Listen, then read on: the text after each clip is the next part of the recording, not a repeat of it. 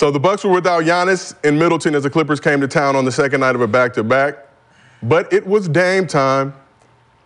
So the Clippers led by as much as 15 in the second half, but Dame time was right on time. Lillard dropped 41 points, going 12 for 22 from the field, including 4 threes. Bobby Portis came through with 28 and 16. Nice little move right there. Yeah, they were doing their thing while Giannis was spectating.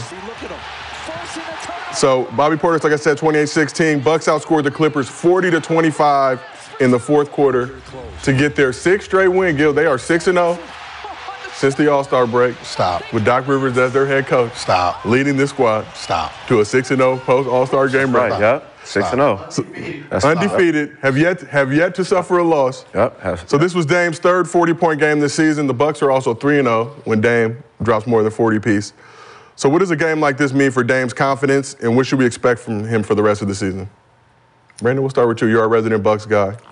I mean, no, it's always impressive when you get a win without your, your superstar like Giannis. So to see the ball go in for Dame is very, very important because we're about to hit the West Coast road trip and take care of business.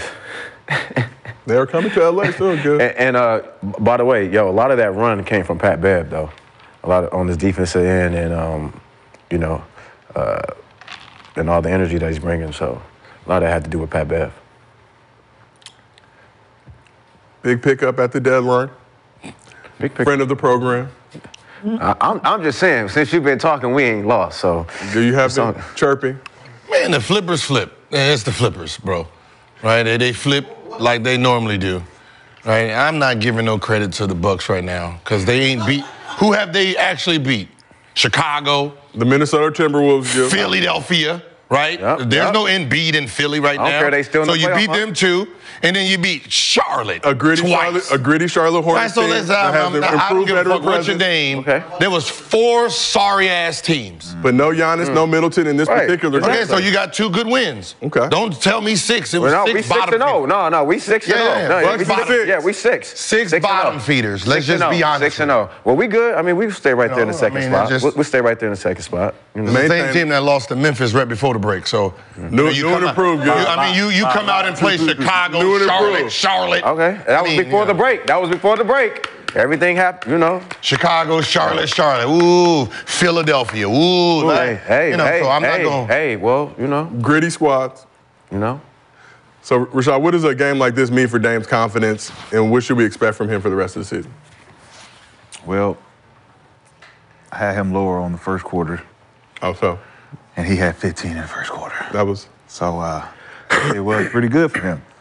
Disappointing though for you. But you had lower on Dame in the first quarter. First quarter, he had 9 without points. Giannis. Yeah. I just didn't expect. I wanted him to start the second quarter. Got better in the first. Start in the second. At least get 7. Get 7 is cool. 15 in the first is like, yeah, you're gonna have one of them games. You didn't know Giannis wasn't there, right? I know. Once I seen the 7, I was like, damn, Giannis ain't there. He carried the load. But it's good. I mean, the Bucks, they need it. This is what he's supposed to be doing. That's what I think. I think that got to be his attitude coming out, especially against PG and Kawhi and how they didn't step up to the plate, I don't think, and guarding him the way that they know they're supposed to, and especially PG knowing that that's a rivalry for him. I think that should have been a closer matched game, even though PG showed up to play a little bit. He's giving his team confidence. Bobby Portis fed off him last night. That was a good thing. And just get him and Giannis on the same page. That's going to be important.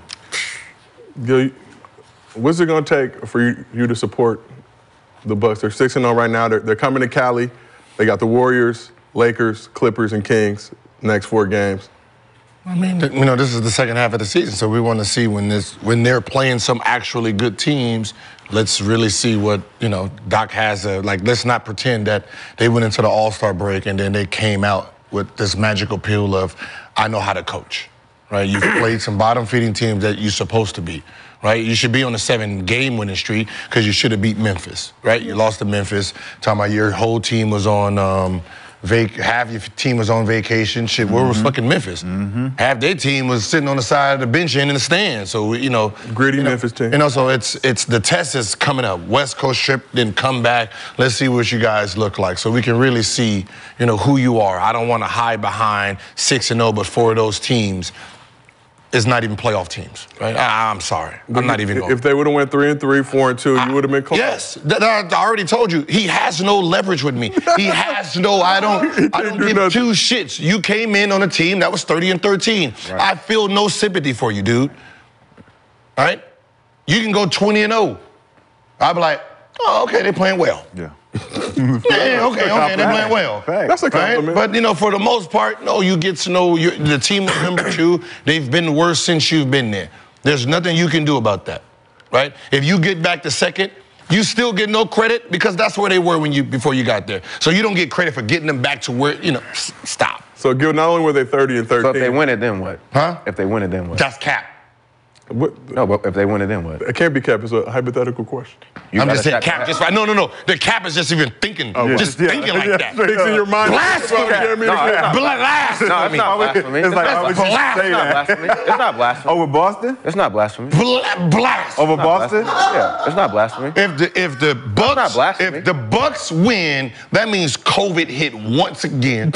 That's Everybody got sick. Oh my God. And they're the only people left. Greek got Giannis got the Greek blood, so he didn't get affected. Oh my God. And they go on and win. Wow. There's no way in here. The Greek blood. He got the Greek blood in him. Greco-Nigerian. He got that Greco-Nigerian blood, and he didn't get affected by the new COVID. Nah, because ain't no damn way. It's only 3 teams that got a chance. It's only 3 teams that got a chance. No, there's only 2 teams. Our producers want to remind you that the Lakers did win a championship in the cover year. That was different. The hardest championship in NBA history. I remember that. In the bubble. No, we remember. All Lakers fans remember. All the producers are Bucks fans. But that's facts. But the issue is this. Dame without Giannis, obviously, it's Dame time again, right? Hey, Portland. The thing that needs to happen is them 2 together. Right, that is the issue. Like them 2 playing together and trying to figure out how they're going to be effective the last 5 minutes of the game. So, okay. Dame having a team technically by himself, that's easy for him. He don't have to worry about doing the pick and roll with, Giannis and giving Giannis the ball and all that. He gets to really play his style, his game. He has all the shooters in the world. So, this second half of the season is trying to figure out, what him and Giannis are going to be like. How can they be dominant together, not individually? Yeah. So, Gil, as you pointed out, Bucks were 30-13. I said that. Yeah, but what you didn't say was that Doc Rivers was actually consulting with that team, so he was very familiar with that squad when he took over. So. No, that makes it worse. That he was familiar with it. He knew the plays, he knew the players, he knew the system, he knew everything. So when he came out with the 400 excuses, it was like, don't cry me a river. Don't Justin Timberlake me, buddy. So, but Doc has been improving as a coach after the game. Gil, please, can I get through my read? No, I'm like... New set, we got parquet floors, Gil. All right. Come on, man. Come on, you just can't do that. You got to warn somebody you're going to start telling jokes like that. I knew you was funny, but I didn't know you was this funny. Not funny, Gil. Merely a host. Okay. Trying to do his job. Merely a host. So, after the game, talked about how Doc Rivers has incorporated more offensive sets that Dame used to run in Portland. It's helped a lot.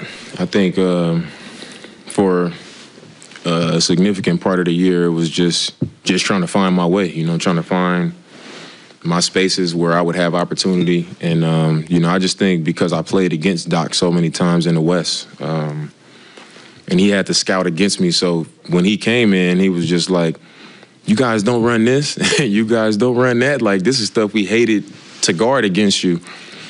And he just started to slowly put some of those actions in. And, I think it's helped me kind of just settle in even more, especially playing with some of the guys on this team that can shoot the ball and having a guy like Giannis and a dunker behind the defense. Sometimes it's like the stuff that I've always run and the situations I've always been in should be even harder to deal with now with the players that I'm playing with. Rashad, I see your face right now. And he's not getting his points off sets like that. He's not getting his points off sets like that. That's why it's weird. It's like, wait, what's the game? You getting your shit off the regular shit, and everybody else get their shit off. You weren't running no dynamic sets to get that shit off. Simplicity. Yeah, that was in transition. This is because when Giannis not there, he don't got the ball in transition like that. They giving the ball to Giannis in transition. Brandon, I see your face. Agree or disagree with what Rashad is saying? I just want Dame just to start the same way he's been when he started last game against the Clippers. Like, even when Giannis is there. Like, just come out aggressive just the same way, even when he's there. I just want him to come out aggressive just the same way every time. All that other stuff, it's just come out the same way you came out the other night, every time. So, Gil, how important is it as a guard to have a coach calling your favorite plays?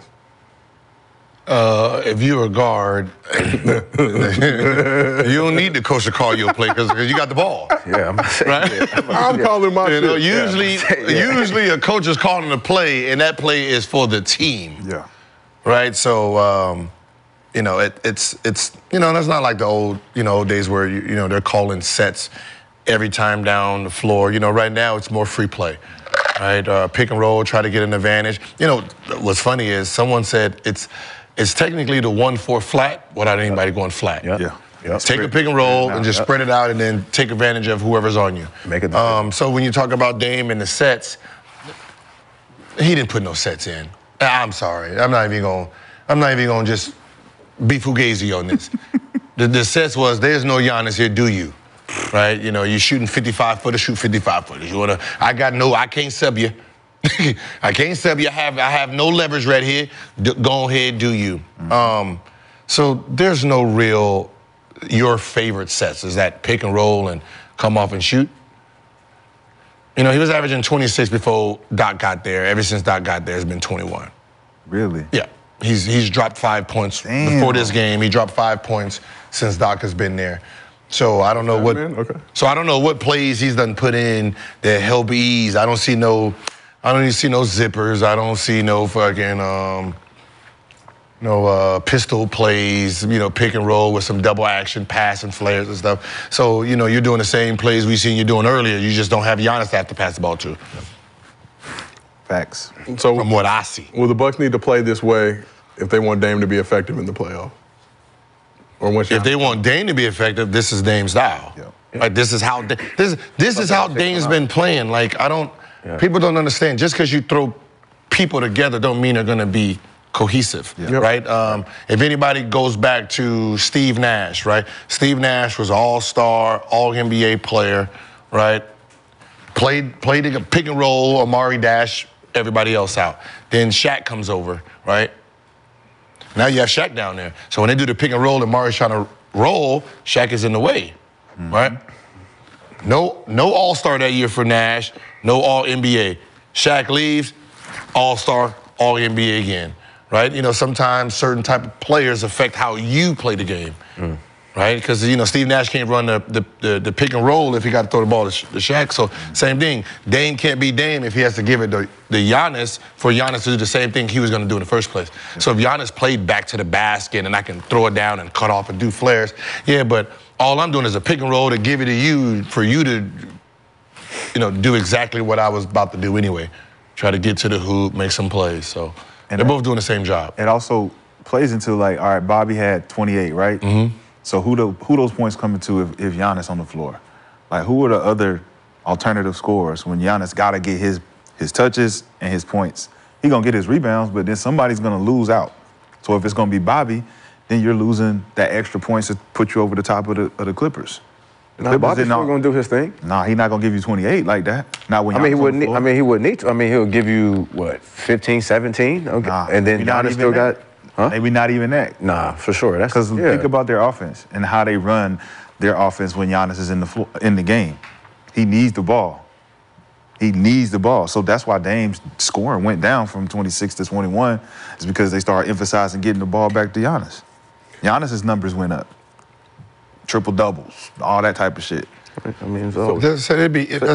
game would be easier, like if they played like 2-man game, 3-man game, like just because of those two, they need to implement an offense just for them two. That's like they need pick pick and roll, let's flare, let's make some plays with just these two, because when you're talking about like trying to win in the playoffs, I'm just gonna be honest with you. You can't have Dame trying to do what he do, then pass it back to Giannis, who's sitting at the 3-point line. Yeah. And then now Giannis has to now try to go and try to catch his momentum to try to dive in the lane. The court is too small for that. And that's why he has problems against Miami, right? He has to be able to sit in the mid post.